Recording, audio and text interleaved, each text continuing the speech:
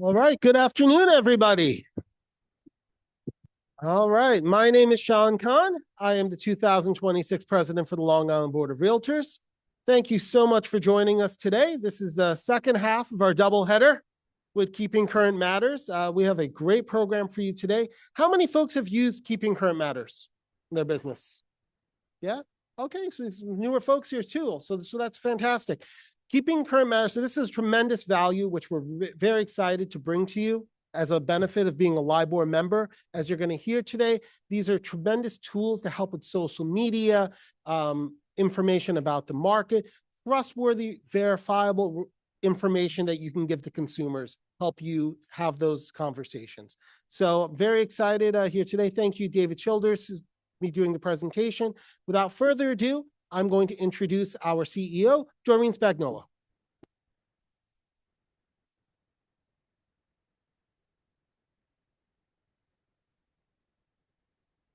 Okay, thank you, Sean, and welcome everyone. This is so exciting. This is our first event of the year. Well, this morning was, the second, but really we're looking at it as one, but the first event of the year in our new headquarters. I hope you enjoy this new space that's really been built for you to come and enjoy and have these wonderful events for. Before we get started, I'd just like to take a moment and thank our generous sponsor, Dylan Levy of JP Morgan Chase. They helped to make our program today possible, and Dylan is here right now. I would like to call him up just to say a few words to you. Dylan, thank you.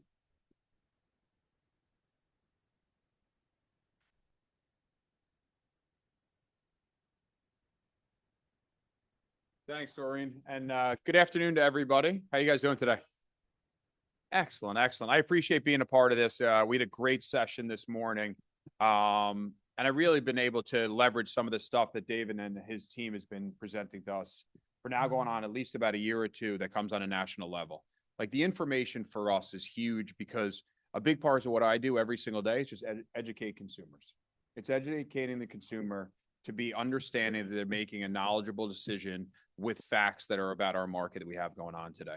And the part that I looked at this morning, I think is very interesting, and why I think partnership with you guys is extremely important, is I have, and I said it this morning at this particular meeting, about 1,600 customers are shopping within Nassau and Suffolk. Like, there's a really big number right now of my customers out there. But the information that was really important that I looked at this morning, I think is important to you guys, there's about 410 of them that I looked this morning that have clicked on a box for us that says, I do not have an agent. And I think any customer going out there right now that doesn't have the expertise that of people like you in this room right now shopping by themselves just by using this is putting themselves at a disservice. That's the big piece why I think partnering with you guys has been great. The ability to get in front of you guys is extremely important. And we're just looking to help that next customer get in their dream home to help them out in 2026. So we're going to be here today. There's Kendra and Ryan, who's with me, that manage the markets for us. Different than this morning session. Looking forward to being part of everything you guys have going on this year and just helping people within sustainable home ownership. But thank you very much. I appreciate all of it. Thank you.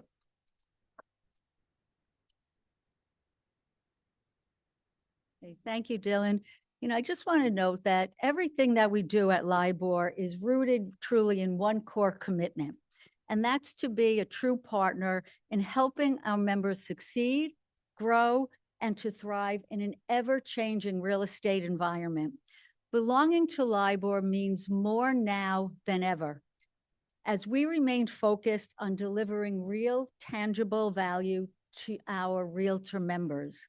This is why we're so excited today to offer you and introduce to you Keeping Current Matters. It's a new free member benefit for you, and it's exclusively for LIBOR members. KCM, Keeping Current Matters, is designed to help you sharpen your competitive edge, make more informed decisions, and confidently guide your clients with timely, trusted insights. Simply to put it another way, it truly pays to belong to LIBOR. And this morning, during the first session, I was just sitting back watching David make the presentation for KCM, and I was a spectator, but I have to tell you, there were so many members in the audience that on the slides, they're up, they're taking pictures. And that told me, wow, the information that David is sharing with our members is important and relevant, and it's something you really need to know. You're going to see it's data compiled for you to be able to teach and tell and explain things to your clients and customers. And why is that important? So they come to you as the trusted resource. This is an amazing benefit. Please, please take advantage of it. Sign up immediately for it. And I just wanted to explain to you a little bit about how this collaboration came to be. In 2024, LIBOR expanded its consumer-facing part of the website, and we were trying to find content that we could provide to our consumers that would make it of interest to them. Like, what would draw the consumers to our website? Market data, right? Where they want to know what are the interest rates? What are the in Nassau County, Suffolk County, Queens County? What are the top prices of houses? Medium range of houses? All of this different data, and how are we going to compile it ourselves to put it up on our website? And then we're like, wow, we really need to have information, real estate related, that our consumers and members of the public are really going to relate to and want to see. And that's what led us to KCM. What immediately stood out was KCM's ability to take this complex data and to put it into clear, credible slides and insightful information that you could utilize in your everyday business.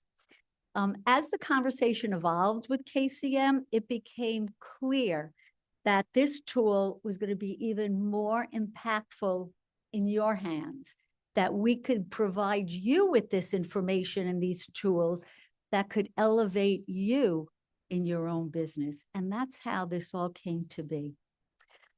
We are, I'm proud to say, LIBOR is the first association in the country to offer a curated version of this Keeping Current Matters, and that it's a built-in member benefit. Again, it's designed to help you reach and speak to your customers and consumers and clients with confidence, with knowledge, and to stay credible and to be the go-to agent in this ever-changing market. And today's session is all about how you're going to be using this important information, this market information out there, how you could use it to improve your business and to be successful. We're truly just thrilled to officially launch this partnership with KCM. And we're so excited to welcome David Childers, who is the president of Keeping Current Matters, and he's going to walk you through this wonderful new member benefit.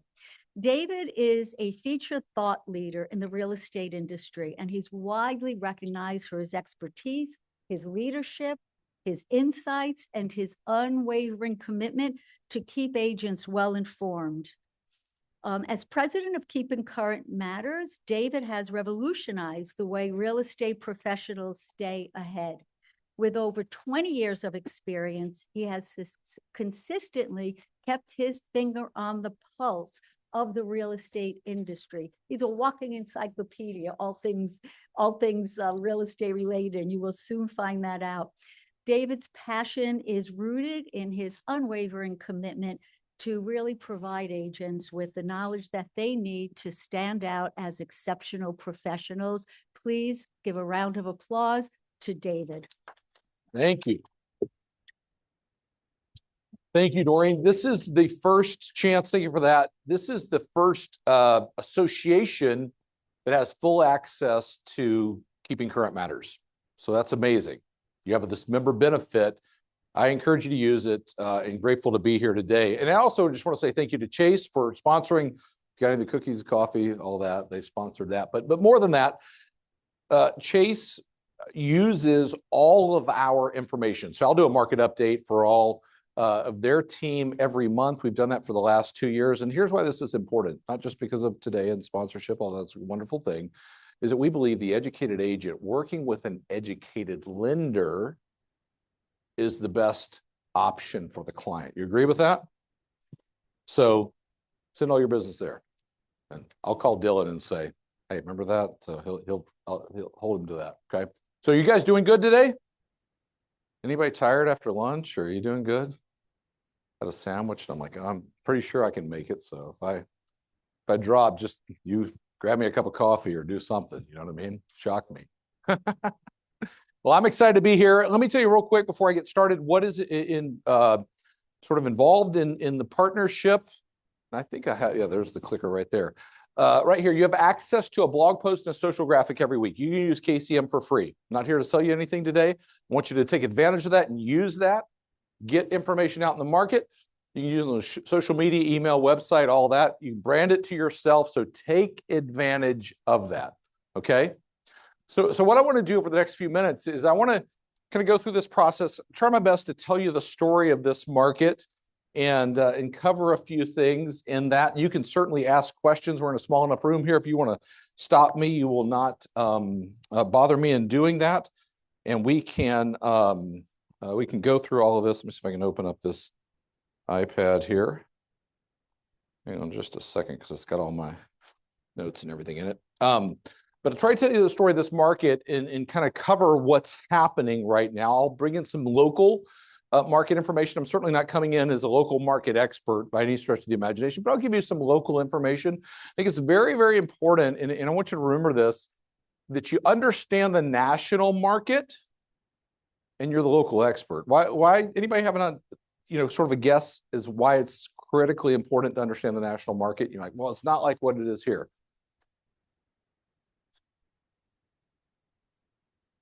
Sure, you want to know what's going on in other areas of the country. Maybe you have somebody moving in here from somewhere else or moving out somewhere else. You want to sort of understand what's going on there. Not that we can all be experts in every area of the country, but you want to have an understanding. But there's a greater point. Yes.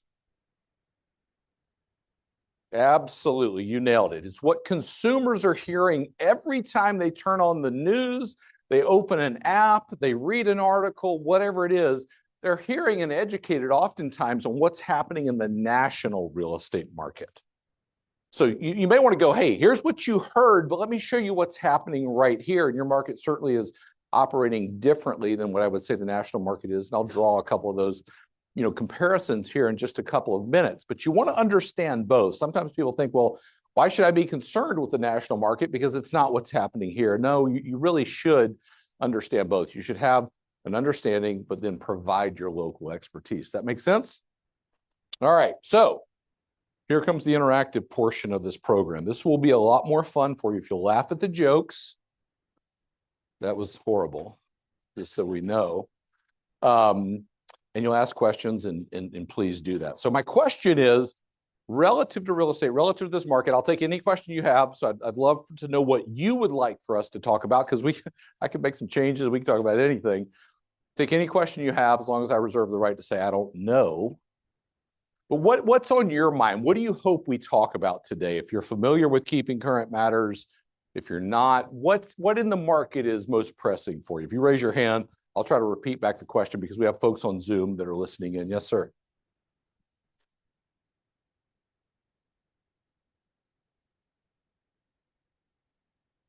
So the question is, with $38 trillion in debt, what effect is that going to have on long run? 38 trillion of what debt?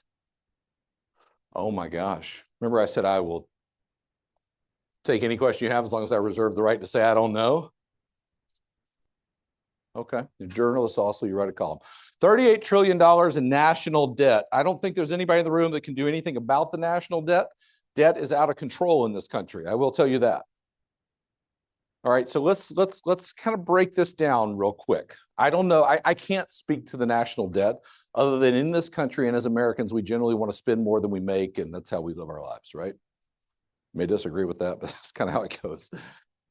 Debt is a problem in this country. Consumer debt is higher than it's ever been before. You know that? I'm familiar with that. Anybody know just roughly how much consumer debt there is in this country?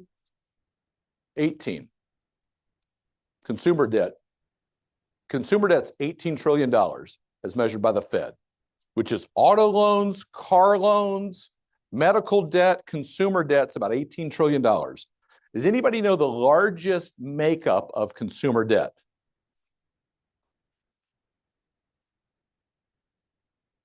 I'm going to give you one hint. It's the business that you're in.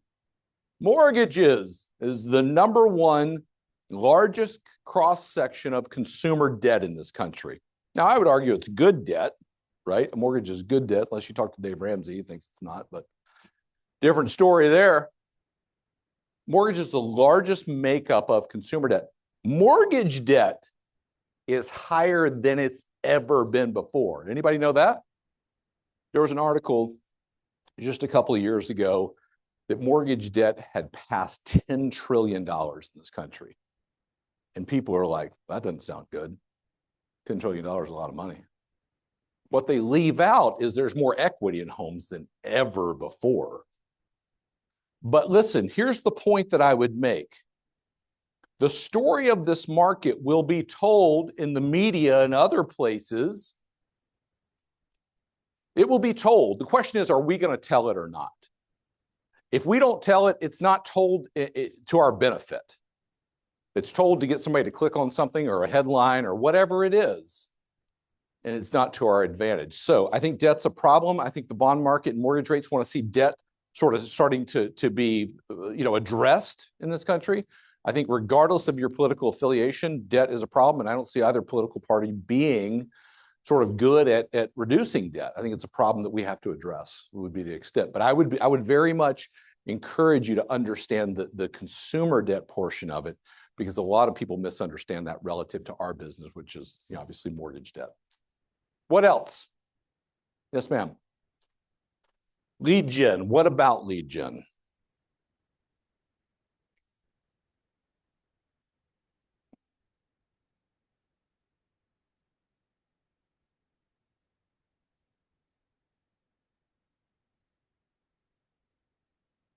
Yeah.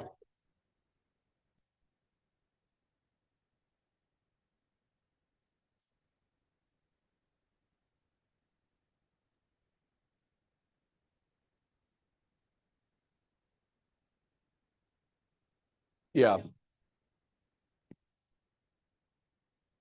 Mm-hmm. Yeah. So I want to repeat this back because we have people listening on Zoom that can't hear all that. So your question is lead gen. How do we get more out of this?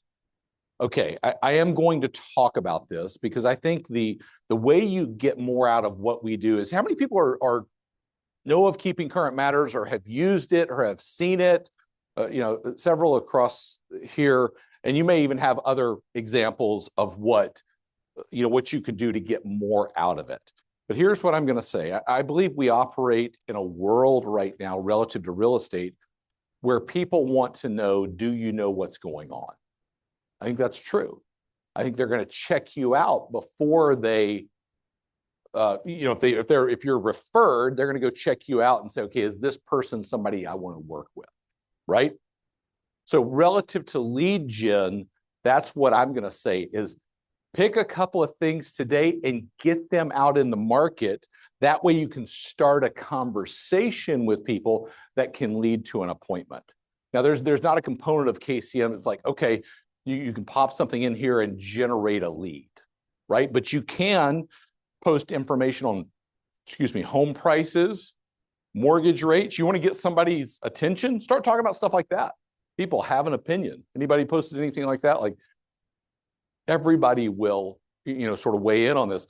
I have a slide in here that I'll point some things out.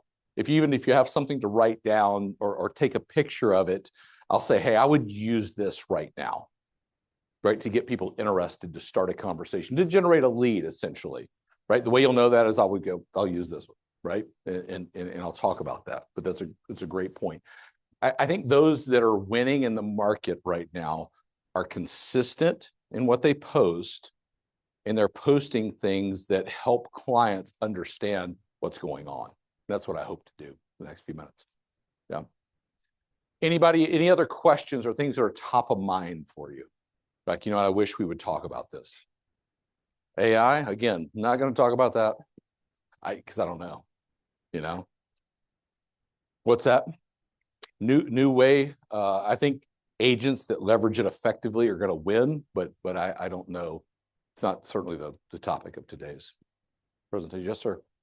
Conversation about potential sellers out there that aren't in their dream home, but they got these low interest rates. Yeah. Other than rates, what other things should we be looking at as far as down getting? So I think the question was, other than rates, what can we be looking at that will get somebody off the fence? And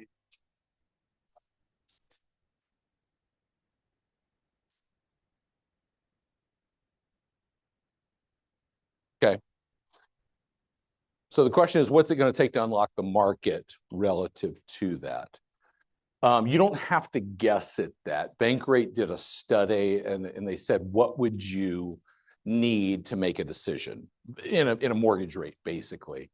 We know that at 5, if something starts with a 5, that unlocks a pretty substantial portion of the market. Not a majority, but a substantial piece. I want to say that I don't have the study, committed to memory, but it was like 30% of buyers are like, I'm interested in something in a 5. So that's that. I don't think we're going to see something in a 3 or a 4 that's going to, unlock the market. I think the market for the coming future will be, dominated by the things that have always dominated real estate, the lifestyle, the decisions, having kids, all the things that we know that start a transaction. It will not be the opportunistic market of 20, 21, 22 to say, we can now buy what we want, we can afford it, and we'll take 2. You know what I mean? Which everybody rushed into the market for that.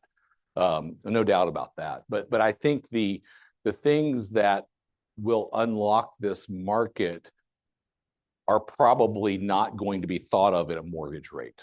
I think we're in the 5s on the 30-year fixed, more people are interested in it. But a lot of people are like, we have a 3.5% 30-year fixed or whatever number it is, and we're not going anywhere ever. That exists in the market. Do I think it'll be, the totality of the market? No. Do I think those people will make different decisions? Sure. There are life changes that happen. Nobody getting divorced is staying together for a 3% mortgage. That's a joke. Yes, ma'am.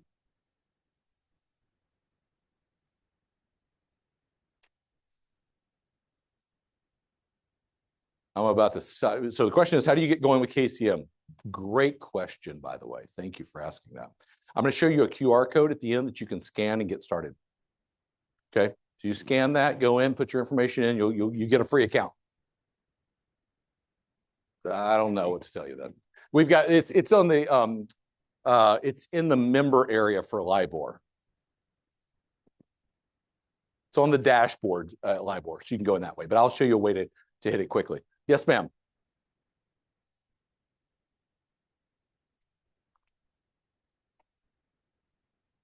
Mm-hmm. Yep.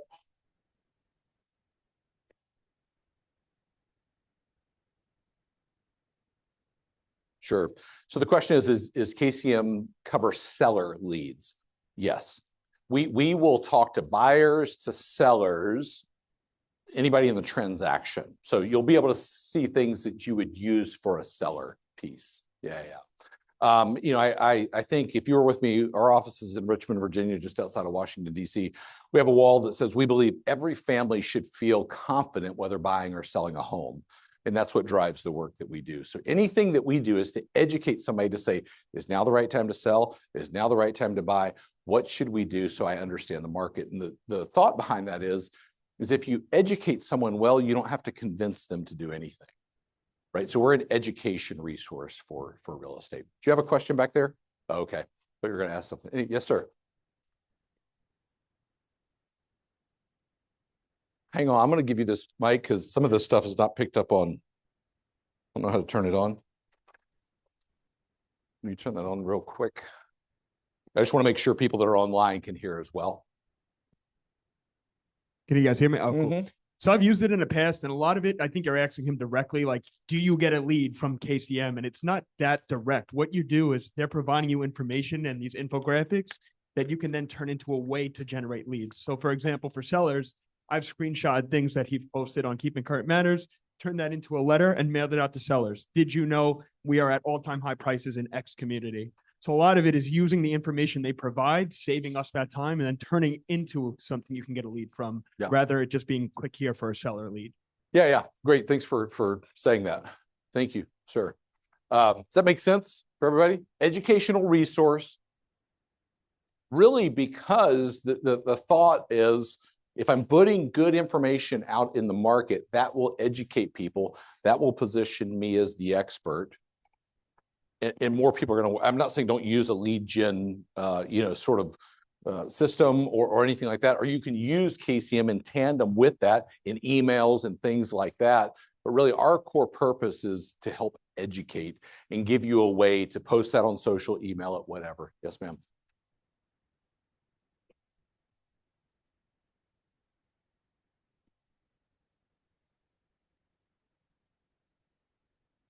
I wanted to know what the difference is between the version that we get and the 50% off the upgraded version. So in this, the quick, I'm going to do the quick answer to that is access. You don't have access to all the full information we provide. You have sort of a sliver of it. Okay. You get 50% off if you upgrade into a full account, which is, yeah. We publish more content than you would ever probably want to share. So you get access to videos and scripts and all these kinds of things. Here you get a blog and a social graphic. So you would get more content, localized content, anything you're looking for inside the paid membership. Make sense? What's that? Depends on the tier. The cost, we start at $49, $59, or $99, depending on what tier that you opt in for. Okay? Monthly. What's that? You like that better? Yeah. How much money y'all making? Huh? Let's talk about that. I would say this to you. You will probably, I can say this safely, this week, one night, if not tonight, spend more money on dinner than what you could educating everybody that you work with on a monthly basis. That's the truth of it. You know what I mean?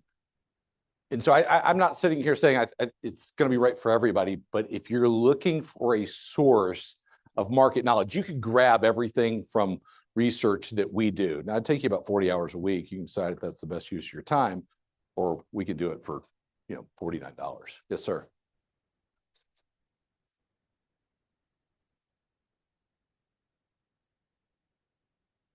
Yeah, thank you. So, saying you've been with us since the beginning and never found a more complete source of information in the real estate business. Thank you for that. So let's get started. Let's talk about this market. You want to do that?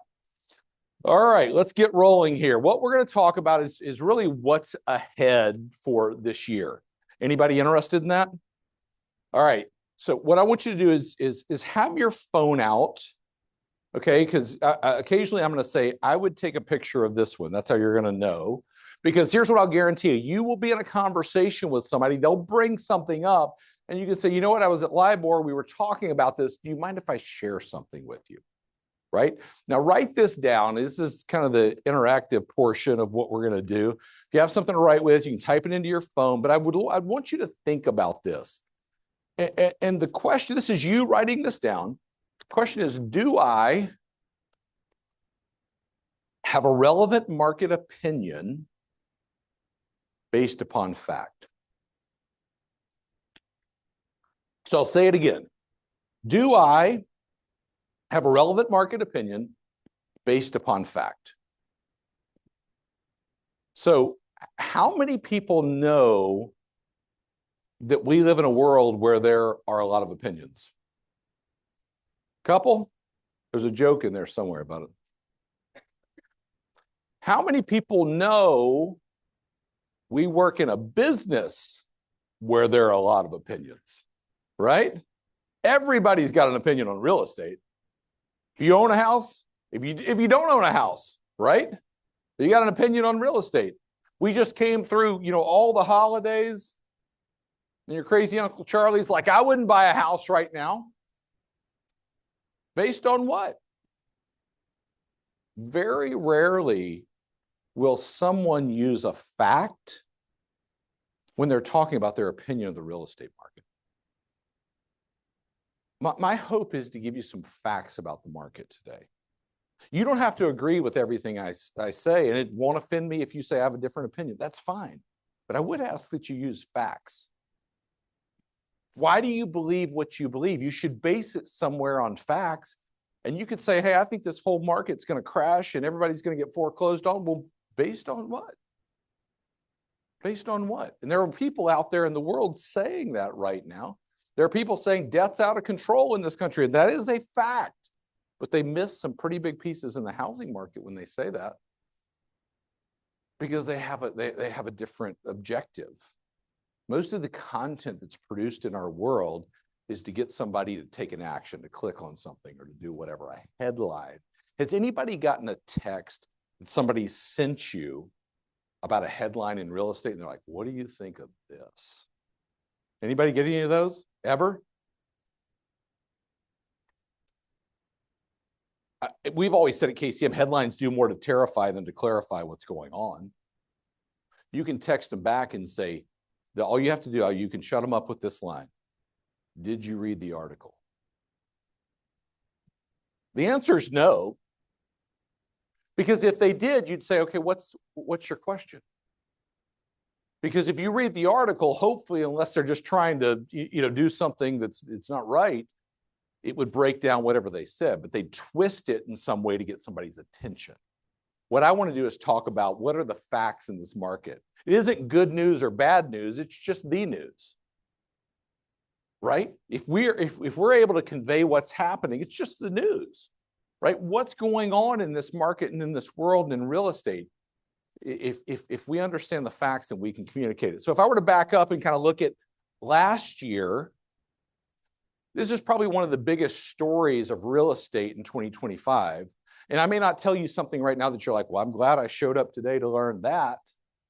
But mortgage rates fell the front end of the year from about 7% in January last year to where we sit right now, towards the end of the year, kind of bottom sixes. That's a big point. What's the biggest? Anybody have an idea of the biggest issue that Americans face right now? Biggest issue? What's that? Problems? Check. Home affordability, if you want to kind of, affordability in general is a massive issue. Now, I've talked about this, but anybody that follows Keeping Current Matters, something very interesting happened in November in the midterm elections. Anybody follow big political personal follow elections? Anybody in here do that? You want to talk politics? You're going to do that, or? I wouldn't consider myself hugely political, but I ended up on the Tuesday night of the midterm elections watching the returns come in. You can watch the channels and like, we think it's going to go this way. We think this is going to happen. You know what every politician did on Tuesday night? I've never seen this happen ever before in my lifetime. I'm not saying it didn't happen, but in my lifetime, every one of them talked about home affordability. Every politician. We should pay attention to that. It is the biggest issue for Americans right now. Can I buy a home? Anybody got kids that are maybe in their early 20s that are wondering, am I going to be able to buy a home? Did I miss it? I've got 3 of them, 18, 21, 23. They're wondering, am I going to be able to buy a home? Huh? Yeah, it's tough, no doubt. Home affordability is the biggest issue. Now, I'm going to explain something else too. This is all for free, by the way. How politics works in this country.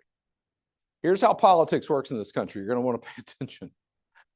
Politicians go, here's your biggest issue. I'm going to solve it, so vote for me. That's how politics works. Right? They're almost like firefighters, buildings burning. We're going to run in to the burning building. We're going to solve the issue. We're going to put out the fire. Vote for us. Now, the question is, are they going to be able to do something about it? Most times not. And I don't think there's either political party that's especially got a good record on that, right? But make no mistake, that is the biggest issue that Americans care about. So what's the good news there? It's got political attention. Let's take the last week. The administration came out and said, what they said 2 major things. The first thing they said is we're going to limit Wall Street from buying homes in this country. Anybody see that? So we've published data on this. You can go to the Keeping Current Matters site right now. Anybody know what percentage of transactions in this country were purchased by institutional investors as of the latest quarter, which is the third quarter of this year? John Bird's research is probably the most prolific in reporting that. It's 0.3% in the third quarter. But what's the sort of common thought is, hey, guess what? If we can limit all these evil corporations from buying them, I'll be able to buy a house. But it's not, in reality, it's not true. So you have to be paying attention to be able to guide your clients forward. Now, what else did they do? They said, we're going to buy $200 billion in mortgage-backed securities. What caused that? Mortgage rates came down, right? That's a good thing for people. We'll see what tomorrow brings and what happens there. But here's my point. Don't miss this. Politicians right now are focused on home affordability. That is good for us. I would pay attention to that. What right here, I'll go into it in just a second. 3 things that affect home affordability. You can write these down because I would be sort of aware of them. One is the mortgage rate that is paid on the home. So when they fall like this, like they did last year, that helps affordability. Second, the price of the home affects affordability. Third thing, wages. So what do we know? Mortgage rates have come down over the last year. Prices are not rising as fast as they did several years ago. And the Fed tracks wages. We know that people are making more money than what they have. This year forecasted, a very good thing will happen. Wage growth will outpace home price growth. That's a good thing for affordability. Okay, so I'm going to show you all this stuff in just a minute, but I'm kind of leading in a little bit of this. The other thing that happened last year, this is a very interesting graphic, and some of these I want to kind of fly through them and not bore you with them, but this is how inventory comes to market every year, sort of the line graph. So it kind of starts off in January, peaks sometime over the summer, then tails off in December. Okay, so you see the 3 gray bars at the top of this picture. That's 2017, 2018, and 2019, what I always call the last 3 normal years in real estate.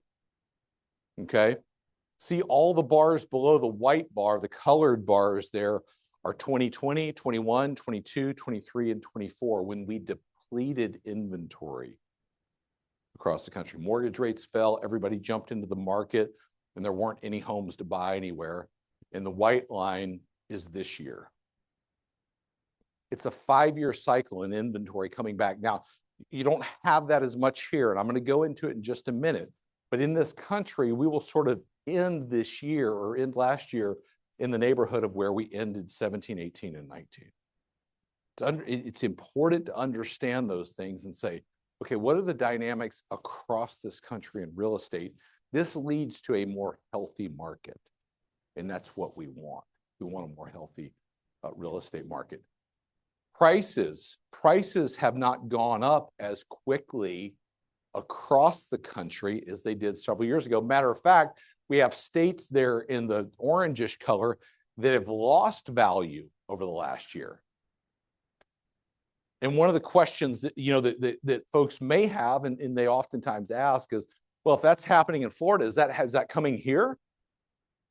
Is that what that's going to mean? I see you shaking your head. I agree 1,000%. There's not a case to be made of it. But listen to this. What they call it, for all of us in the room today, they call it the curse of knowledge. Just because you understand something, don't expect the people that you work with to understand. Right? We do this every day, and we're like, no way. But people that turn on the news every night go, I don't know. I don't know. Right? We need to be telling that story of what's happening in our market right now. Yeah. This is a kind of a foundational quote that I think is very, very important. Donald Miller wrote a book called Building a Story Brand. He said, people do not follow the best leaders. They follow the ones they can understand the easiest. So if you were to ask me at KCM, what do? We give you this information, a way to tell a story so that people can understand it. That's really all that I want to do for you today, is give you this information and say, hey, here's a way you can post it where people can understand it. They can relate to it. They can go, okay, does that mean You know, I should or should not buy a house, or gosh, I'm better educated given that. And that is a good thing for people, right? Oftentimes in our business, people just don't understand. They heard something, they read something, somebody told them something. You know, one of the best questions you could ever ask somebody when they say, well, what's happening in the real estate market? You can ask them this: tell me what you've heard. Tell me what you've heard. And they may say, you know what? I heard it wasn't a good time to buy a house. I heard this or I heard that. That way, you know, okay, well, let's talk about that. Let's see what's underneath that. Prospective home buyers are starting the new year with a glimmer of hope as mortgage rates have dropped to their lowest levels in 3 years, though high Long Island home prices continue to hamper housing market activity. Okay, prices still rising here. I'm going to break that down in just a minute and talk about that. But no doubt, lower mortgage rates kind of perk people's ears up. We know that things starting out in the 5, people go, I'm more interested now, like we talked about. This is interesting right here. This day a year ago, the average 30-year fixed mortgage rate was 7.26%, January 13, 2025. Today, I pulled this morning, Mortgage News Daily, 6.01%. The average home over the last year got what savings per month, almost $600 cheaper. Think that's important for folks to know? For buyers, what about sellers? Hey, you want to get out ahead of this? That's an important thing, right? And so my point is, use this information. You want to talk about generating a lead? Anybody interested in that?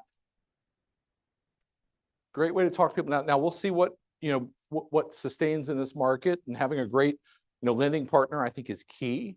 But that's a big deal. I'm going to move on. Grab us a couple of pictures of that I'm going to keep going. Probably one of the biggest things happening right now. So if I were telling the story of real estate across the country, and I get a chance to do that, I usually will start here. This is a look at active inventory going all the way back to the beginning of 2017. So we're kind of clicking along there. COVID comes in. Anybody remember that? Inventory depletes, right? Everybody says, we want something different. We want to get out of the place we're in. Oh, we can now afford it. We're in, right? And inventory depletes. And since then, it's been coming back. Remember, I told you we'll end this year close to where we were in 17, 18, and 19. You can just see it visually. But I'll get to you in just a second. I'm going to cover inventory as well here locally because it's not the same. I'm very aware of that. But this is really the story of residential real estate. Yes, sir. Okay.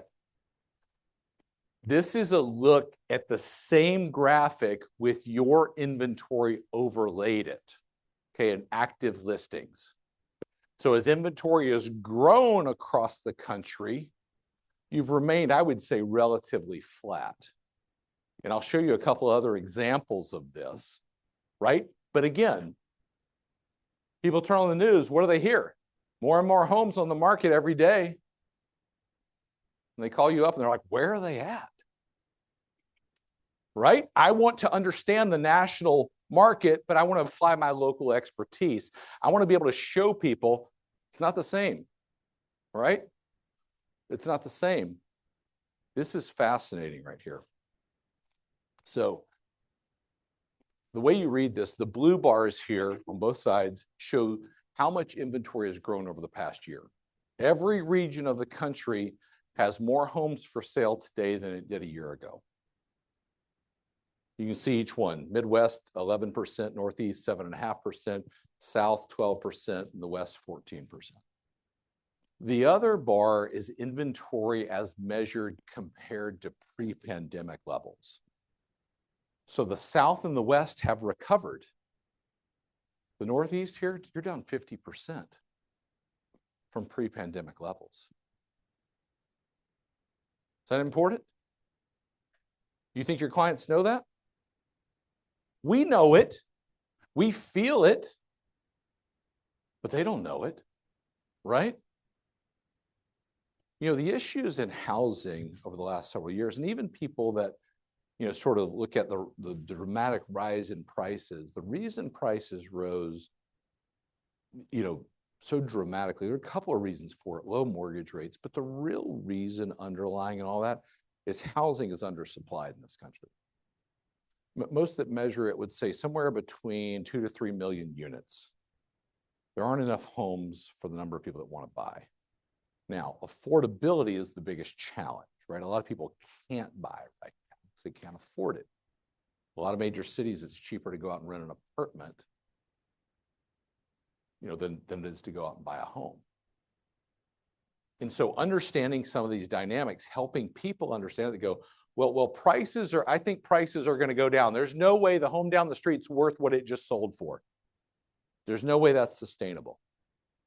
And I would say on the surface, I'd go, I hear you. If I was just looking at real estate, I would agree. If you didn't understand what's going on behind the scenes. And it feels a lot like 2000. Anybody in the business back in 2008? Few people. Feels a lot like 2008. Back when you didn't have to qualify for a home loan.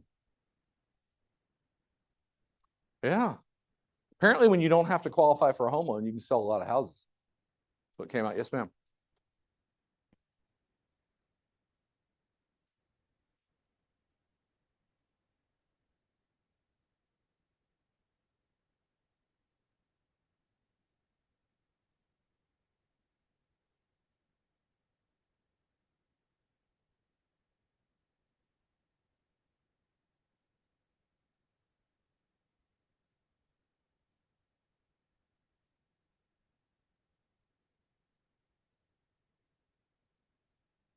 Sure. So the question, I want to repeat it just so people understand, just dynamics locally, people moving out of the city to the island.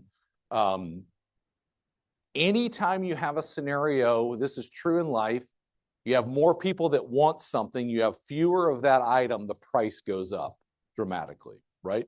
You don't have enough inventory here. You have people that want to get in, want to buy, price goes up.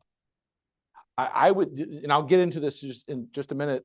National forecast for price growth in this country are about 1 to 2% this year. You're probably looking at 5, 6, 7%, maybe more than that because of limited inventory and the number of people that want it. Simple economics, right? But you have to understand with inventory being this low and people wanting it, that's upward pressure on price. Even anybody that's talking about, could there be a housing crash in this country? There's not a case to be made for a housing crash on a number of different levels, and we could talk about that. I'm not going to go into it today, but you have to, if you understand the dynamics, you go, oh, that makes complete sense.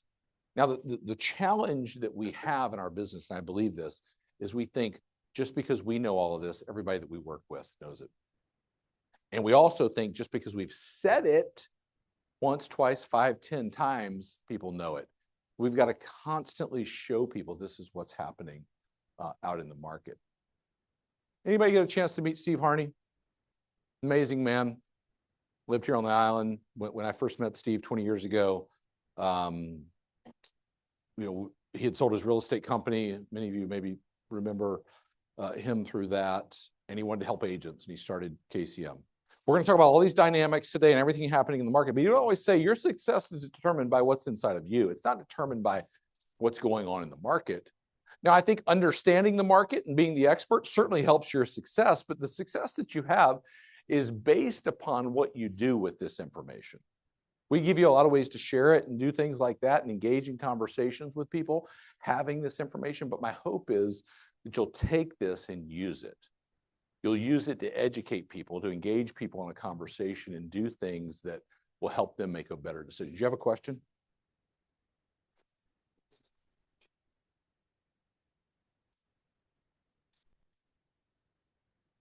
Yeah, so the question is if the Fed chair, there's nobody in this room that I know of that can control any of that. So all that stuff's a distraction, in my opinion. It's all a distraction, but I hear what you're saying. And the question is about, the Fed chair and what Trump's going to do and all that. So what's that? It's a distraction right now. Let's talk about what's ahead in this market. Everybody want to talk about that and kind of understand that? I think your clients want to know what's ahead. What's this market going to do? Realtor.com said in 2026, we expect a housing market that is steadier, but not yet off to the races. What I would say I don't see anybody out there going, we're going to blow the doors off. Maybe if you got in the business the last couple of years, are like, when are we going to get back to the good old days? Right? Anybody know the good old days weren't that good? I think this market will improve marginally. I think mortgage rates will improve marginally. We've already seen it. I think we'll bounce around the 5s and 6s. I'll go into that in just a minute. But listen, a housing market that's steadier, but not this like what we're returning to, you know, the unbelievable market. I mentioned I have 3 kids. I have 2, one that just graduated from college, which was amazing. Yeah, I'm excited. I'm excited about them graduating and becoming employed. Those things get me really excited these days. One that's graduating earlier. And so my oldest son, he's graduated. I became sort of friends and communicated with the real estate department at the school that he went to. And the professor who headed it up said, would you come in and speak to the kids, you know, speak to the students? And I was like, I would love to be down there and get to see Jake and hang out. And so I said, yeah, sure, I'd love to do it. So I called him up and I was like, hey, your professor asked if I would come down and give a presentation to the class and the real estate department. And he's like, no way. No way. And I'm like, well, what's wrong with that? He's like, I will never hear the end of this. I will never hear the end of this. So I'm like, well, that never happened, just so everybody knows. Never happened. I called up, I said, I can't do it. He doesn't want me to do it. My younger son, who is graduating this spring, he called me up one day and he said, Dad, he didn't know anything about that. He said, Dad, is there any way you would come speak to our real estate club? I was like, I'd be happy to. He's my favorite son. I'm like, I'm done with the other one. So I talked to this professor, said, I'd love to come do it. It'd be fun to do. And she said, I just want to let you know the question that all these kids are going to have, they know everything about real estate. They all want to know, when are mortgage rates going to come down? And she goes, I know you don't have the answer to that, but they want to know the answer to that. And I said, it's super. I said, I do have an answer for it. It's a war or a pandemic. You don't want either one of those, right? I don't think we'll be, and I hope we're not, in a position in this country where we see mortgage rates fall to 2 and 3% again. Hope that doesn't happen, because that means other things are happening, right?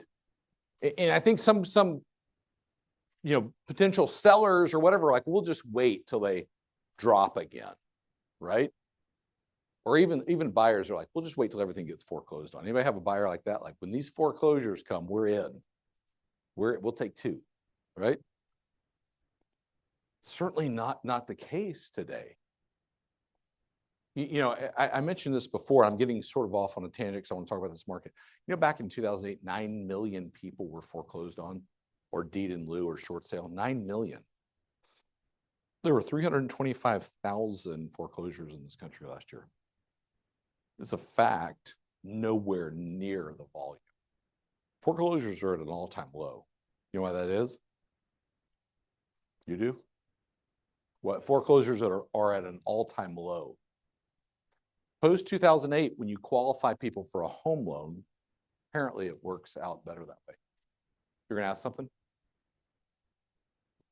Well, appreciation is that, but the bigger issue is people that are borrowing money for homes can pay it back. They're more stable and more qualified. Yeah.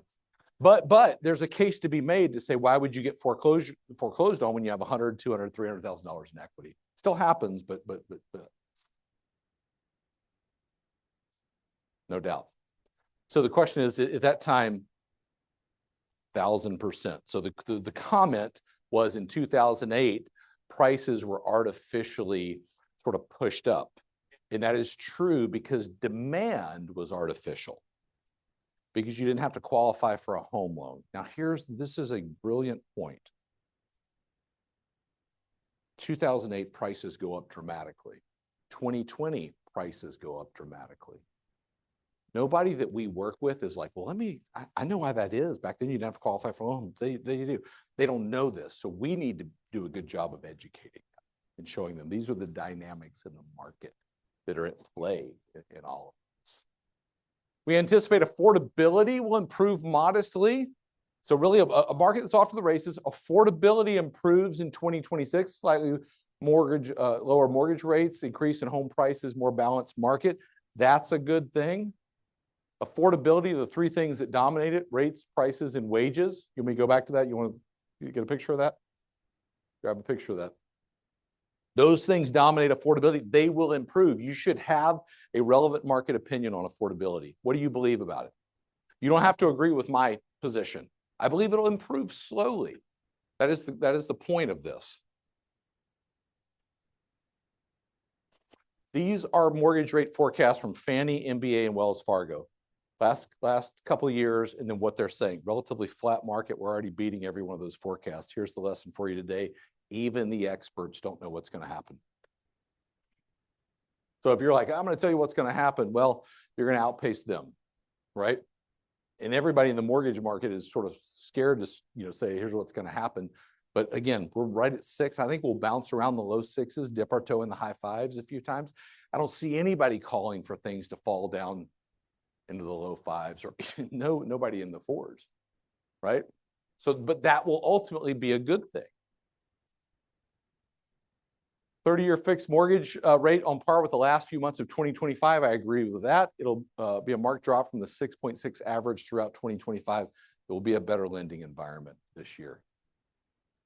U.S. home buyers will start to get relief. Affordability will improve. Kind of a couple of these on here. Why else will it improve? This right here. Home prices are not going up nationally to the degree they have been over the last several years. You know, in 2020, 21, prices were going up 15 to 20% annually. Average in this country is 3.8% each year. The national average is about 1 to 2%. Different here, we talked about that, right? Probably 7, 8% would be my guess, just based on limited inventory, based on people coming into the market, all of those things. But here's the point here. I don't want you to miss this. Outside of the MBA that says it's basically going to be a flat market right here, I don't see anybody calling for a crash in home prices. Yet, if you are on YouTube or you see some other areas, there are people that are talking about that. So getting the information out in the market and helping people understand it is critically important. This is a look at, I don't love this slide, but I did put it in here. It's sort of misleading. Let me explain it to you. The blue bars are national home price growth going back to January of 2000. So prices in this country have gone up dramatically. Nassau, Suffolk, Queens County are in the bars, but their sort of axis is over here. So the average price in this country right now is right under $400,000. You're looking right here. This is 800. This is 700, just to put that into perspective. So it doesn't do a good job of telling the story, but it shows you what's, sort of trend-wise. Same trend, just higher price point. That's why I did the savings on a $700,000 home based on year over year, which is a good thing. Nationally, home prices will rise modestly in 2026. The numbers are likely to be very different from state to state, market to market. South and West will see small prices decline, while markets in the Midwest and Northeast will continue to see prices rise. Home prices are expected to go up. Affordability is set to improve. We talked about that. Rising incomes, which is outpace inflation, gives more buyers purchasing power. I'll show you a graph here in just a minute. Incomes will outpace home price appreciation in this country this year. That's a good thing. It's a good thing for anybody thinking about buying. This is it right here. So the blue bar is wage growth. The green bar is home price growth. So back in 2021, massive home price growth, not as much wage growth. You see it right here. Home price growth in 24 outpaces wages. Wages outpace here. This is ultimately good when we see people earning more money and it's going up at a faster rate than what home prices are. This helps affordability, helps people go out and be able to buy a home. Okay. After a challenging period for buyers, sellers, and renters, 2026 should offer a step towards a healthier housing market. Point I want you to remember, a little bit healthier market. So if you were educating folks that you work with, you'd want to point out that, hey, we're entering into a market that there are a lot of things at play, but it's a healthier market, a healthier housing market, not one that's sort of rising. Anybody remember where we're like, I wish prices wouldn't go up so fast, things wouldn't sell as fast. And we're here today, right? And we're kind of like, well, I didn't want it to go that way, you know. 2024 and 2025, when adjusted for population growth, will be two of the slowest years in residential real estate in the history of our country from a transaction standpoint. So just understanding these dynamics are important as you help folks. Odetta Cushy, national active listings remain higher than a year ago. Looking to 2026, the direction is still up, even if the decline is steady rather than steep. More people will put their home on the market. I believe more people will buy. I'll show you some projections, and there are a couple of reasons for that as we go forward. Nationally, there's expected to be about 10% more homes on the market this year. Inventory is going to grow by about 10% as we go throughout the year. New construction activity, these are housing starts, will tick down slightly. Builders are sitting on more inventory right now than they've had in quite some time. They're doing everything they can to sell them, but they're starting to go, okay, do we want to build more right now? Okay, I want to stay here for just a second. This is a pretty interesting graphic.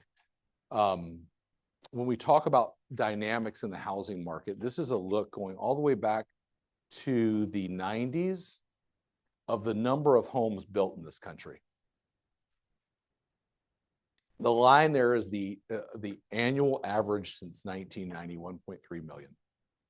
And by and large, the annual average is offset by this time right here, the time leading up to 2008.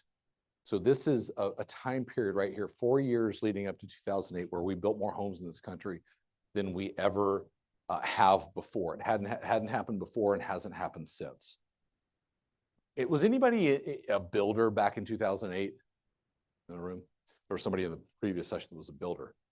If you were a builder in 2008 and the great financial crisis happened, mortgage crisis happened, you were in trouble, right? So many builders got out of the business. There was a massive amount of inventory. Many of us remember that. And we didn't build the number of homes in this country for the decade going forward that we needed to keep up with population growth. Why? We didn't need it. People pulled back. Builders got out of the business. You had to figure out a different way to feed your family if you were a builder back in 2008.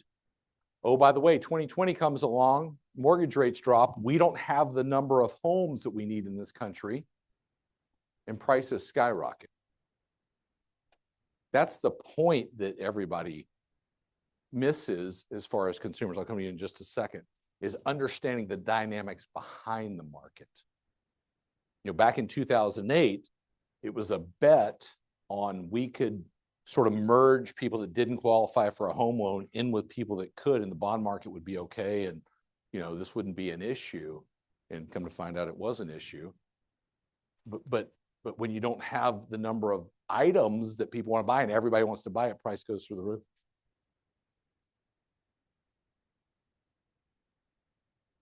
roof. Great question. So the question is, do I feel like there's enough safeguards in place that we will not repeat 2008? My honest answer to that is we have short-term memory here in this country, and I think it could happen sooner than you think. Right? That's the truth. Now, do I think from a lending standpoint, we're not there. People are like, well, ARMs are coming back in the market. An adjustable rate mortgage is not a bad mortgage. It can be misused. You know, any of us in the real estate business, if you were in the mortgage business back then, everybody was sort of scapegoated, like all these mortgage companies signed people up for loans they didn't know what they were getting into. Every one of them, I don't know if I agree, everyone knew what they were getting into. Maybe they didn't understand some of the dynamics of it, but what did they want to do? Buy as much house as you can, finance 100% of it, right? It wasn't a wise financial move. And then the market adjusts and these adjustable rate, you can't afford it. We know the story of that. But my point is, I don't think, but there could have been people misled, no doubt. I don't think by and large people were misled. It was all about greed. Greed at the Wall Street level, greed at the homeowner level. Greed. It's what a lot of times drives, things to happen. But we could be back there. I don't think we're back there. I don't think we'll be back there anytime soon, but it certainly could happen. And then you see builds right here. We're trying to build them right now, but builders are starting to pull back just a little bit. So we're bouncing around this. Most folks that measure this would say we're about 2 to 3 million units undersupplied in our country right now. And the only thing that's slowed real estate down is affordability. There's plenty of people that want to buy. I mean, what'd you say right now, Dylan? 1,600 people that you just Chase has right now on the island that are like, we'd love to buy something, right? There are plenty of people that want to buy, they just can't afford it, right? We need, and so I think even going back to what I said before, the political environment is how do we now help people buy a home? And what are the things that can be done, whether legislatively or zoning wise, or all of those issues to help people get in something they can own? That's going to become a bigger and bigger issue. Rick Sharga said inventory will continue to increase, though, at least partially due to the pace of sales slowing down. Inventory is going to grow. That will happen this year. Looking ahead, expect a 2-speed market. This is important. Lean inventory in the Northeast and Midwest keeps conditions relatively tight. Price growth steadier while parts of the South and West remain soft. Anybody own a place in Florida here? Condo in Florida? Yeah. Condos are bad. Be thankful you're not selling condos in Miami right now. It's a tough market. Opportunistic if somebody wants to go down there and buy. It'll move through it. All these things go in cycles, but Florida's a market right now that is an attractive market for a lot of people, right? Northeast and Midwest will remain tighter, growing in price still. But understanding these, being the expert right now, I think is critically important. I think agents that are consistent, that show their expertise are going to win this year. No doubt about that. Lawrence June said in 2026, we expect higher inventory, modest improvements in affordability, accommodating monetary policy with the Federal Reserve will help more Americans buy their next home. I'm showing you all these and I'm going to kind of fly through them. Here's the reason why. You can show people and tell people what you believe is going to happen by listening to what people are saying to track this stuff. Are they going to be 1,000% right? Probably not. But you can go, it's generally safe bet we're going to sell more homes in this country. Generally safe bet that we're going to be in a better mortgage rate environment. More homes will be on the market. Some of these things are very, very consistent and have very logical explanations that help guide the market forward. We can say, hey, here's what we see. Lisa Sturdivant said mortgage rates and more inventory will bring buyers back. This will be a reset year, not a rebound year. Important there. This is projections for total home sales. So normally when you hear home sales mentioned, it's existing home sales. Around 4 million homes sold in this country. 2025 projected 4.7. You see in the middle there. That's existing homes and new home sales. Projected to be about 5.1, close to 5.2 total home sales. That's about a 10% growth in transactions. That's a good thing. Yes, sir. 10%. I think it'll come from a couple areas. So the question or comment was, that seems like a lot. Why is that going to happen? It'll come from 2 areas. A little bit better mortgage rate environment. I just showed you that from 7% to 6%. That will bring some level of affordability people back into the market. I think 2, over the last 24 months, there are a lot of people that put off making a decision that will say, you know what, we can't put it off anymore. So I think you'll see that rise based on some dynamics in the market. Yeah. But again, this is an area where you can bring your expertise in and say, I don't know if I see that, right? You don't have to agree with me in that, but I think it'll come from a piece of it for sure will come from improved affordability. We know that. Yes, sir. Mortgage Bankers Association. Yeah. Fannie, MBA, National Association of Realtors. That's a great point. I want to tell you something real quick. Anybody know the #1 reason people don't share information like this? Shout it out. That could be it. One is they don't want to get a question they don't know how to answer. So the comment was they don't trust the source. And you could make your own. You would, if you were like, hey, NAR's in the bag for all the agents and they're going to overshoot it, I wouldn't argue with you on that, right? But what the number one reason people don't share information like this is you don't want to share something. They're like, where did you get that from? Tell me why you believe that. Now, let me show you a quick way to head people off.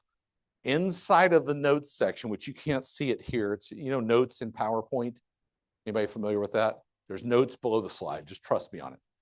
The source report for all of this is in the notes. So like when you get these slides, and I'll give them to LIBOR, they'll send them out to everybody, or you can get them however they do it. The reports for all of this are contained inside the slide. Anything that we produce as KCM will have the source of the information in there. Now, here's why this is important. If somebody ever says, well, where'd you get this from? And why do you think this? You send them all the reports. They're never going to read them. Okay. But people wonder that, right? And I think some of these forecasters are more accurate than others. But what I'm trying to do is look at what's everybody saying. Are they sort of saying, a common theme? Can we learn things from them so that we can be confident about how we guide clients forward? Buyers are benefiting from more inventory, improved affordability. That's where sales will come from. Sellers are seeing prices stable and more consistent with demand. I do believe we are in a time where sellers and buyers are disconnected right now. Yeah. You don't have to listen to what I'm saying. Let's listen to what's being said out in the market. That's right. All right. Anybody want to talk about any of those? I'm going to talk about expired listings here. I'm going to run through a couple of things and we'll wrap up in a few minutes. But any questions about what I just shared? Comments, concerns, anything? Yes.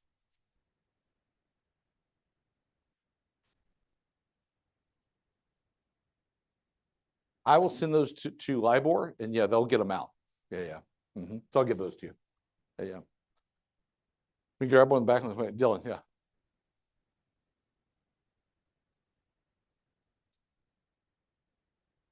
$7 in January, drops to $6, yeah. Yeah.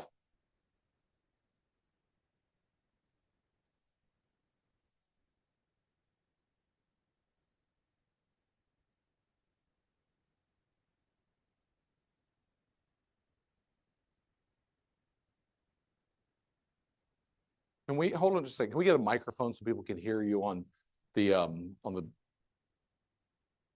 kind of start back over on this because this is an important point. So David showed a slide before. So last year's interest rate to this year's interest rate, January to January, is roughly. I'll go back to it. It's a $500 reduction in. Yeah.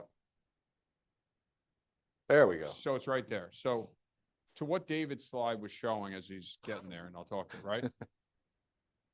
The difference of last year, January 1325, 7.626 to January this year of 6.01 on a $700,000 loan amount.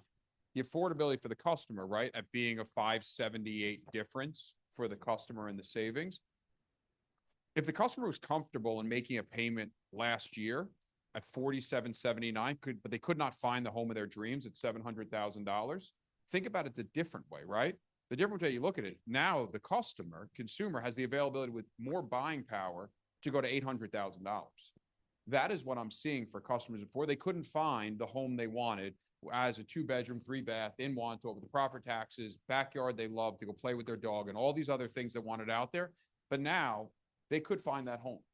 And that's where we see people re-entering the market that put life on hold before because they couldn't find the home at a 7. But now they might find it at an 8. So just imagine for a number perspective of where we're at right now, $600 a month is equated to roughly about $100,000 of buying. Ah, that's good. That's a great way to think about it. You know the great news about that, don't you? If your budget's $700,000 for a home, you know what happens right there, don't you?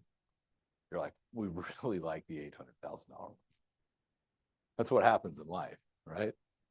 If my budget's this, I like the ones that are a little bit more than what I've got. Now you can go back to all those folks and say, hey, you can buy that now. Yes, ma'am. Let me get the microphone for you. I just want to make sure, because I'll get beat up on this that people can't hear. Sounds logical that obviously the interest rate comes down and they have an extra $700,000, an extra $700 in the budget essentially to buy a higher priced house. But there's two factors that we're not keeping in mind. Prices of the homes have gone up significantly, and I'm looking at things that have been maybe, they were on the market the year prior to or 2 years, and they're up so much more than 30%, Yeah. whatever the case may be. So you're basically buying the same product a year older for $100,000 more, and then you're calculating the cost of life, Yeah. the cost of your credit card bills and the food and just your insurance payments. So, we're looking at this in a very one-sided, one-dimensional, right? It's just like everything else costs so much Yeah, more yeah. money. So, we can say this to a potential client, but there's going to be so many objections to it, and they're right. That's always the case, and it's always that their income is also going up. About that, I think it depends. So is there I don't disagree with you in the cost. Is there a question embedded in that, or is it just a? Sure. Well, I can tell you, that is factually true. That is true. Now you can say, hey, life sucks and, it's going to cost you $5,000 more to live or whatever. But I would encourage you to say, hey, look, this is where it is right now. The number one question that I think a lot of people wonder about is, should I buy a home right now? That's the one thing that people wonder about. Should I buy? You ever get anybody that wonders that? Should I buy a home? Hold on one second. 1,000%. So should I buy a home? The question is, people that are even wondering, and your market's probably not as much this way, but let's take Florida as a market. The question is, if you could go back 10 years and buy a home, would you do it? Most people are like, how many can I get? What's my limit? What do they say? The best time to buy a home was yesterday, And so I don't disagree with you in the cost of living and prices rising and all of that, but I think it's all about what's best for you and then showing them, hey, here's where we're at right now. Price is going to go up probably 7% at least on average this coming year. And you can say, hey, does it make sense to do it now? Does it make sense to do it in the future? Well, the way I look at it is that if the house that you bought yesterday, the cost of living is going to be higher even in that house. And because home prices have gone up, you have already made more money on that home and you have much more equity. So you can take that equity and put it into a larger home, a dream home, whatever it may be. So even though everything is going up, it's going up regardless of where you live it. So it's to me, it's all relevant, and so you can take that equity, move on. Now that the interest rate is lower, you can have a much higher price point because it is about 500, 600, I think it is almost 600 difference in a $100,000 range. So you could take the money that you've made on your current home, take that and put it into the new home and have more house with just about the same mortgage, I would imagine. Yeah, I hear that. Now we have a question down here for you. Very few people addressing is the AI issue, our fiat currency and our reserve currency.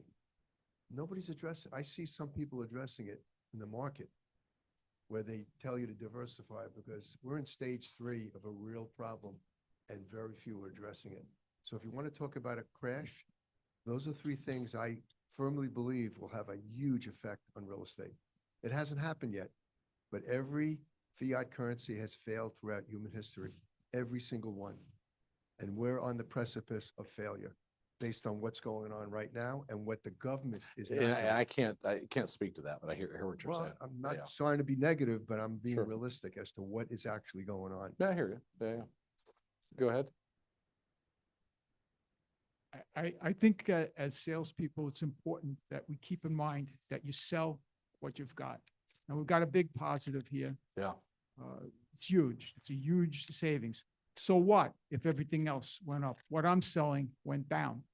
And we got to sell what you've got and put the blinders on and move forward and go straight up. from what you've got to sell. Yeah, no, I agree with that. One other here, and we're going to keep moving. Go ahead. So I'm just waiting for, in the 50% off premium version, is a handy dandy calculator that figures this out included in that? KCM. Funny you should ask. We do provide you calculators to be able to say this is what you can, you have improved affordability. I think the important thing here is to say, and again, remember I said, I started this off and I said, I'm going to give you the facts today. You can then bring your own relevant market opinion to that. The fact is, year over year on borrowed money, prices are down. That's a good thing. The fact is, and Dylan just gave the math on that, there's improved buying power. Those are good things. The question is, how does the client that you're working with, how do they want to take action on that? There's a message for sellers, there's a message for buyers. There are more buyers for your house with improved affordability than there were last year. That's a good thing, okay? Let's talk about this. First week of 2026 was projected. I don't have the actual numbers right here. 170,000 expired listings in this country. Anybody seeing listings expire right now?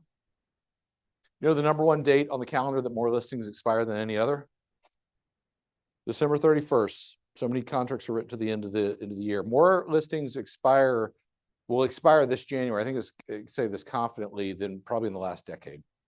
There's a difference. There's sort of a disconnect between buyers and sellers right now, right? Sellers are like, we're going to sell the house for 10 times what we paid for it in 24 hours. Anybody have a listing they didn't sell in the first day and they're like, are we even going to sell this thing? Right? So we're seeing more and more listings expire. I'm going to give you a bunch of information here from RedX that's going to show you what happens when a listing expires. Now, if you're going to approach expired listings, I would encourage you to use some of this. Anybody in here go talk to expired listings? Okay. So a couple things you want to know. Well, let me go back to this. There are two types of agents in the room. The two types? No, that's true. There's agents that will have a listing expire, and there's somebody that's going to call it. Those are two that are in the room right now. Okay, so the question is, which one are you? All right, just to put this number in perspective, the first week of 24 and 25, about 130,000. This year, the high side was 185 to 155. We picked 170 in the middle. Why is that? It's for a number of different reasons. People that gave up on the dream of selling their home, a lot of times it has to do with price. It's not always lowering the price. I will show you that in just a minute.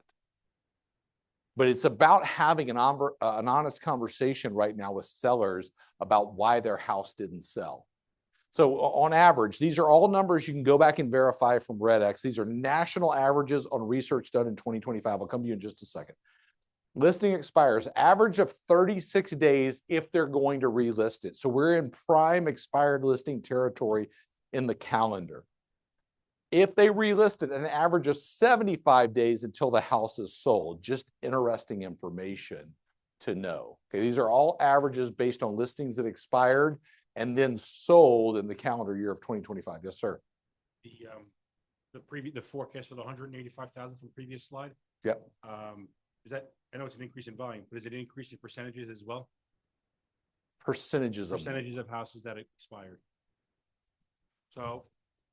So this is in 2024, we know the number is 129,000. What percentage? What percentage of the 185,000 is the total volume? Is it 2% of the houses are expiring, or 3%? Oh, I don't have that number off the top of my head. I don't know what active. We could go back and calculate it, but I don't know it. Yeah. So my point is dramatically more than what we've seen in previous years, because a lot of sellers across the country, I don't know if it's true here, have said, well, our home didn't sell. We're going to abandon the process. And for a number of reasons, maybe it's taking longer. Maybe they didn't have the price right. There's a number of reasons for that. But what we can tell is even as we went in the second half of the year, delistings were higher than ever. People just going, we're going to take the house off the market. Okay. So we could go calculate the number, but I don't know. But it's more. It would be a higher percentage than previous years. All right, listen to this. you're more likely to sell your house when you relist with a new agent. 54% sold versus 36% when they stayed with the agent. These are not like hypothetical. These are actual numbers on listings that expired. Why is that? It's because somebody stepped in and had an honest conversation with them. Hold on. You were saying that we get the number, you mean the Right. price lower? Exactly. You want to because- bet on it? Well, that's been my experience. I would bet you on it now. Hold on, I'll show you. Yeah. I'm messing Yeah. with you. 54% sold after relisting with a different agent. Somebody came in and said, hey, let me give you some honest feedback why I think your house didn't sell. What's the hardest thing to do with anybody in any relationship? Have an honest, straightforward conversation. I don't care if it's in a marriage relationship or selling a house. Mhm. That's the reality. I'll tell you this too, through all these surveys, so RedX does all this information. They provide expired listings. I'm not here to sell them. They're really good. But then they also monitor all the calls via AI that agents have. Anybody want to guess the number one emotion that a seller feels when their home doesn't sell when they're listing? Anger, that's probably up there. But what else? Yeah. The number one emotion, write this down because it's important. Nobody's guessed it. It's embarrassment. Because they've told everybody at the school, they've told all their friends and their family, we're going to sell the house. And now we didn't sell it. They're embarrassed. The reason I tell you that is in life, if you can meet somebody where they're at, you can help them. It's hard to meet people where they're at. I'd much more like people to meet me where I'm at. Right? But if I can meet somebody where they're at and say, hey, here's the reason I think your house didn't sell, and here's what we could do to get it sold, that's information they need, right? I think we all can agree on that. Sellers who switched agents sell faster once the house is back on the market. 74 days versus 89. If I was sitting down with somebody that their listing had expired, they didn't sell their house, I would show them this information. I'd say, hey, this isn't stuff that I came up with. This is a survey in our industry of what happens. Okay? Now there's one coming up here that everybody's gonna go, I don't believe that. Probability of selling when relisting at a higher price, 47.7%. The highest probability of selling an expired listing is raising the price. You're like, what? Why is that? That's somebody that steps in and said, if we did this, we painted that, we restaged it, we did whatever needed to happen, we could list it for this and I can get it sold. That's to be what happens. I don't know if that's the actual truth, but these are the probabilities that came out of the actual data. Keeping the same price, lowest probability. Everybody would agree with that, right? Raise or lowering the price, 45% probability. So what do we know? Anytime a listing expires, you have a higher probability of selling by either lowering or raising the price, not keeping it the same. That's what I want you to take from that. Is price is critically important. Expertise is even more important. Being able to communicate that with someone and saying, this is what's going on. Over half of expired sellers have not relisted yet. Of everybody that expired last year, 1.3 million still haven't relisted. And I don't know the reason for that. Maybe they said we're disconnected from our reason to sell the house or move. I think a seller without a motivation in today's market is, I don't know what they're going to do.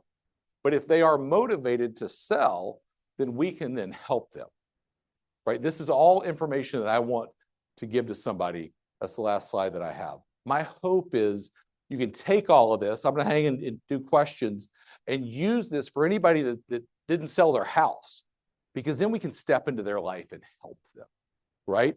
Now, listen, we talked about this. You were asking, is there a calculator in there and all that? I didn't come here to sell you anything today.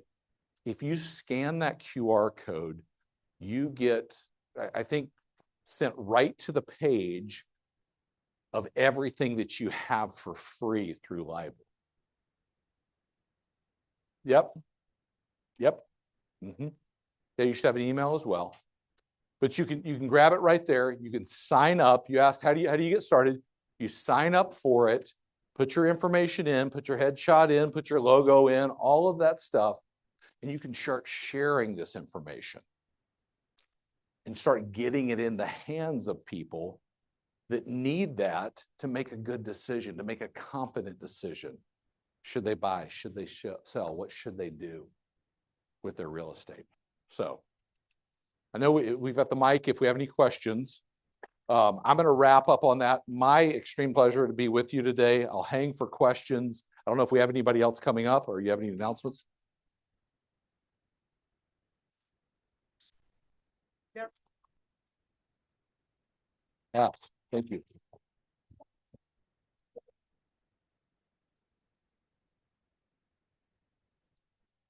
January 30th, just flyers down the hallway. J-Man is gonna be there. So her residential is touching on AI. So if anybody's looking at it. Somebody was asking about AI. You would, yeah. We sold you a ticket already.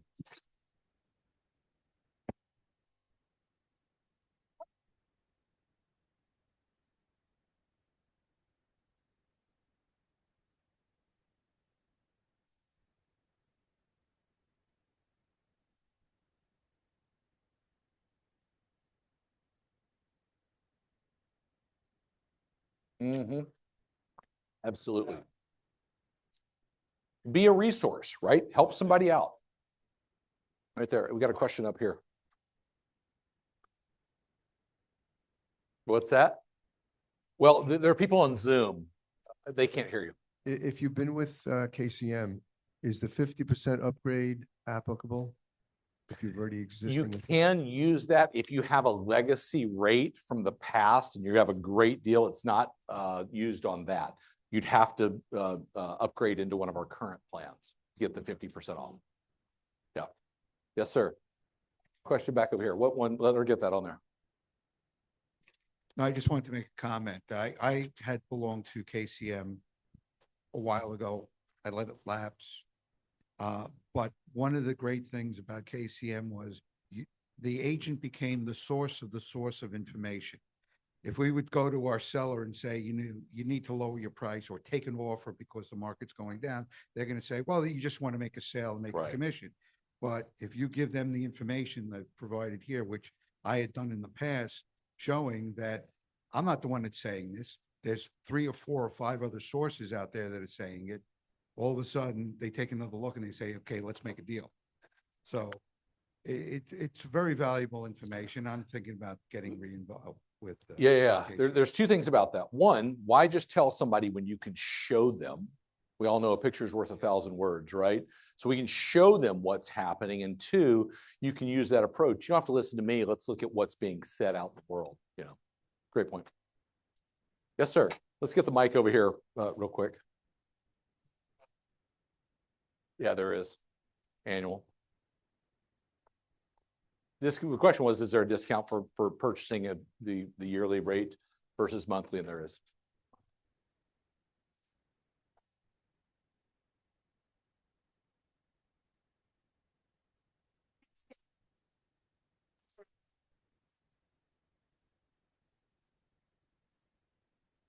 Perfect.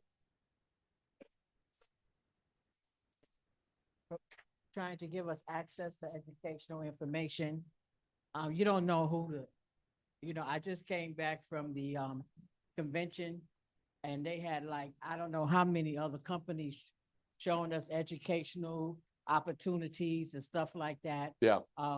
As realtors, we pay LIBOR for the same thing and they do provide education access for us. So I'm trying to ascertain why with an upgrade, another $700, would it be, I'm like, these guys are saying it's worth it, but we have so many other people throwing educational access to us. Why is your company well, you're saying, why should you use KCM? Why should I use KCM? I think there are a couple things I would ask you. first of all, about that. And there may be another, you may say, hey, I get all that from LIBOR and I'm using something else. And I would say, that's great. But if you need a system to be sharing information on social and recording videos, that's what we provide for you. But if you're like, nope, I've got a system where I share education via social, via other platforms, via all those ways, and do it regularly every week, you probably wouldn't need us. But if you're not doing that, that's where KCM comes in play. Now, I don't know who the other sources are, what they are. There are plenty of people that do it in our business. And you'd want to evaluate what the pros and cons are of each one. But I think the point that I would make is agents that are winning in this market are consistent in what they're sharing and saying, being out in the market. So, yeah. Anything else? Good. Thank you. Grateful for you.